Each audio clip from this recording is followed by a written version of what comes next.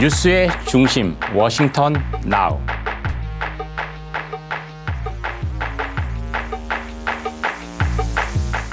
안녕하세요. 정인설의 워싱턴 나우입니다. 오늘은 리더의 키와 금리 수준, 리더의 키와 지지율의 관계에 대해서 한번 살펴보겠습니다.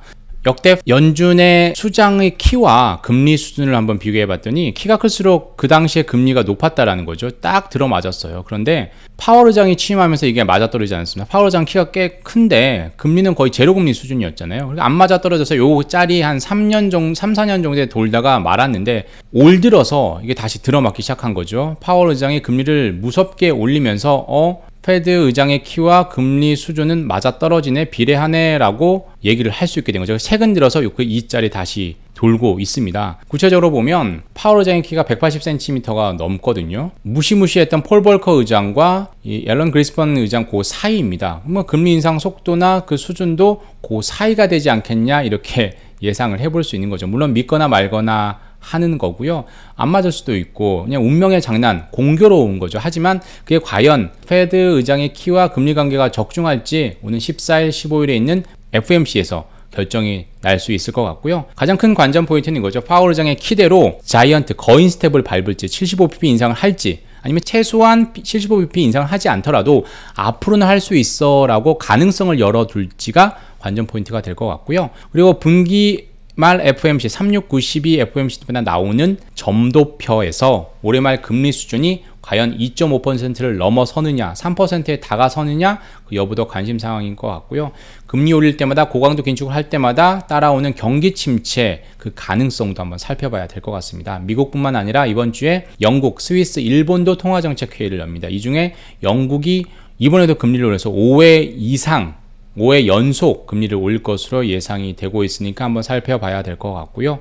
마지막으로 미국 바이든 대통령의 키와 지지율의 관계는 어떨까요? 180cm가 넘는 바이든 대통령이 최악의 지지율을 기록하고 있습니다. 갤런당 $5라는 심리적 저항성을 두는 기름값 때문인데요. 과연 이 인플레이션을 잡아서 지지율 반전을 깨할 수 있는 능력이 되는지, 아니면 그 의지가 있는지 한번 살펴보겠습니다. 구체적으로 보겠습니다. 물가 쇼크였죠. 지난주 금요일에 있었던 5월 CPI 예상외로 8.6%나 올랐습니다. 시장은 얼어붙었죠. 시장에서 기대했던 물가 정점론, 물가는 이제 높은 수준, 더 이상 높아 올라가지 않을 거야 라고 생각했는데 그 기대가 판판이 무너졌죠. 그리고 페드가 6월, 7월에 50bp씩 질서 있게 금리를 올리고 9월 들어서는 좀 숨고르기를 할 것이다 라고 예상을 했었는데요. 이것도 흘러간 옛노래가 됐습니다. 아예 6월 FOMC부터 75bp 자이언트 스텝을 밟을 것이라는 전망까지 나왔습니다. 바클레이스, 제프리스, 캐피털 이코노미스가 대표적인데요.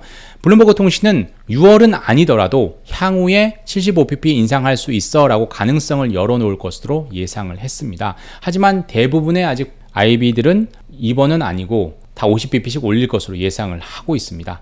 그리고 유심히 또 봐야 될 게 점도표죠. 5월 CPI 쇼크가 터질 때만 해도 관심은 이번이 아니라 9월 FOMC였습니다. 6월, 7월은 당연히 50bp 올릴 거고 9월은 좀 숨고르기를 하지 않겠어? 라고 예상을 했었는데 5월 CPI 쇼크가 터지면서 그 기대가 허물어졌죠. 9월에도 금리를 50bp 인상 올릴 것이다 라고 전망을 하는 사람이 더 많아졌습니다. 10월과 12월에 FOMC가 최소 1회만 거기에서 25bp를 금리를 올린다면 기준금리는 연말에 2.5%가 넘게 됩니다. 3번 50bp 올리면 1.5잖아요. 여기에 지금 0.75니까 2.25가 되고 거기에 25bp만 올리면 2.5가 되잖아요. 만약에 10월, 12월 다 올리면 2.75가 되는 거죠. 거의 연말 기준금리는 3%에 육박하게 됩니다.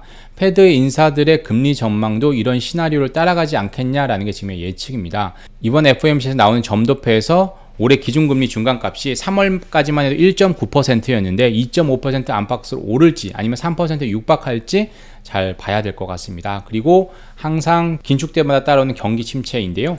경기 침체 국면이냐 아니냐를 판단하는 근거, 2분기 연속 마이너스 성장, 실업률 급등입니다. 그런데 미국은 이 두 가지 상황을 겪지 않고 금리 인상 국면을 극복할 수 있을 거야 라고 보는 게 페드의 지금 시각입니다. 성장률이 뭐 조금 주춤한 리세션이나 슬로우다운, 경기 하강은 있을 수 있어도 경기 침체, 아예 바닥을 뚫고 들어가는 디프레션은 없을 것이다 라고 예상을 하는 거죠. 그래도 금리를 급하게 올리면 경기는 위축될 수밖에 없습니다. 문제는 정도일 텐데요. 금리가 인상되더라도 미국 경기 위축 정도는 크지 않을 것이다 라고 패드는 장담하고 있죠. 그 근거는 탄탄한 노동시장 플러스 견조한 소비입니다.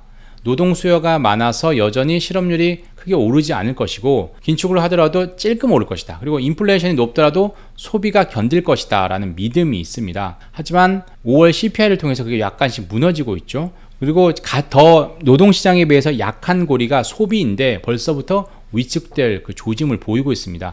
이미 타깃 같은 유통업체들의 재고가 늘고 있고요. 소비가 줄기 때문에 그렇겠죠. 그리고 지난주에 나왔던 6월 미시간대 소비 심리 지수는 사상 최악이었습니다. 그리고 이번 주에 또 소비의 선행 지표인 소매 판매가 나옵니다. FOMC가 있는 15일 오전에 나오는데요. 1월부터 계속 줄었습니다. 이번에 5월 소매 판매도 준다고 한다면 앞으로 소비가 좀 줄어들 수 있는 거 아니냐라고 예상을 해볼 수 있는 거죠. 소매 판매라는 게 생산업체들이 유통업체들을 파는 매출이거든요. 이게 줄면 당연히 소비도 다음에 덩달아서 줄 가능성이 높아지는 거죠. 그리고 경기 침체 신호 중 또 하나가 장단기 금리 역전 현상입니다. 2년물 미국 국채금리와 10년물 국채금리가 지금 역전될 수 있는 상황인데요. 이번 주에도 그게 가능할지 한번 봐야 되겠죠.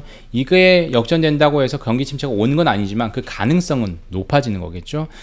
정말 페드 수장의 키와 긴축 강대의 비례 관계가 이번에 맞을지 한번 FOMC를 통해서 지켜봐야 될 것 같고요. 더불어 이창용 한은 총재의 키도 상당히 큽니다. 파월 의장보다 더 큰 것으로 알려져 있는데요.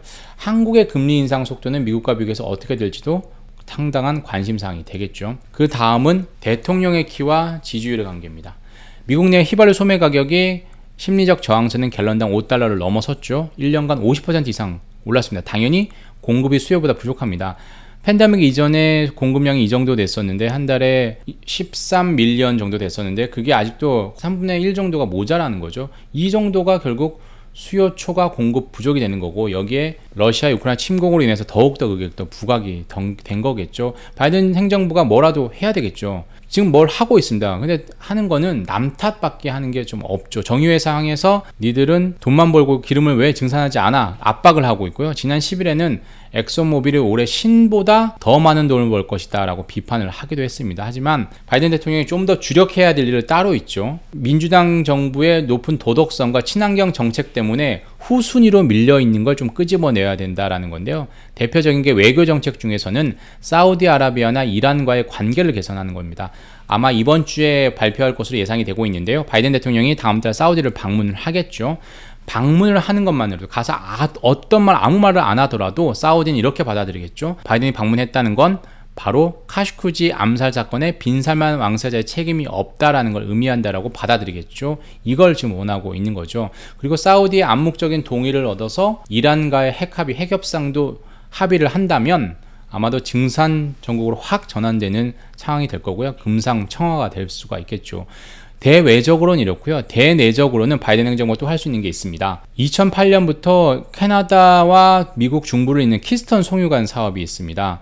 해저에서 석유를 원유를 뽑아내는 게 아니라 흙 속에 포함된 석유, 오일샌드를 캐나다에서 가지고 오는 사업인데요. 그런데 이 미국 대평원을 지나가게 되죠. 그래서 친환경 운동론자들과 원주민, 농부들이 반대를 했습니다. 그래서 바이든 행정부는 또 친환경을 상당히 신봉하니까 대선 공약에 이걸 폐지하겠다라고 공약을 내걸었습니다. 그러니까 당선되고 나서 송유관 사업을 지난해 6월에 아예 없애겠다라고 얘기를 했습니다. 이 캐나다 이 히스톤 송유관 사업은 정권의 교체에 따라 부침이 있었어요. 민주당 정부는 버락 오바마 때 중단됐다가 트럼프 대통령 때 다시 재개됐다가 바이든 대통령 다시 중단이 된 건데 현재 전국에서는 이렇게 살아있는 광고, 해저가 시추 광고가 없어진 상황에서 뭐라도 가져와야 되니까 이것도 살려야 되는 것 아니냐, 부활시켜야 되는 것 아니냐 이런 지적이 나오고 있습니다. 키스턴 송유관 사업 어떻게 될지 한번 봐야 될 것 같고요. 그리고 유류세 부분입니다. 미국은 유류세가 높은 나라는 아니에요. 연방세는 갤런당 18.4센트 밖에 없고 그 외에 주별로 가장 많은 데가 펜실베니아와 캘리포니아인데 연방정부 세금을 합해도 갤런당 75센트, 76센트 밖에 안 됩니다. 이걸 리터로 환산하면 미국 같은 경우 리터당 250원 정도거든요. 한국은 리터당 820원인데